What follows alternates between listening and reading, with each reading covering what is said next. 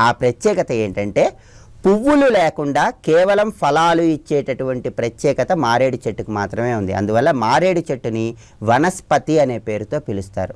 సాక్షాత్తు లక్ష్మీదేవి రైవత అనే పేరు కలిగిన మన్వంతరంలో లోకాలన్నీ కూడా సుభిక్షంగా ఉండటానికి మారేడు చెట్టు కింద కూర్చొని తపస్సును ఆచరించింది.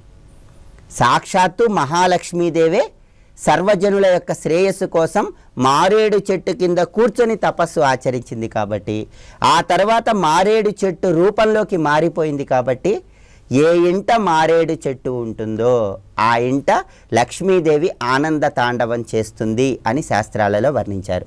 అయితే ఆధునిక కాలంలో కొన్ని చోట్ల మారేడు చెట్టు గృహంలో ఉండకూడదు అనేటటువంటి వాదన కూడా వినిపిస్తున్నప్పటికీ ఇందులో ఏమాత్రం సత్యం లేదు. ఎవరి ఇంట మారేడు చెట్టు ఉంటుందో వాళ్ళ ఇంట లక్ష్మీదేవి యొక్క పరిపూర్ణమైనటువంటి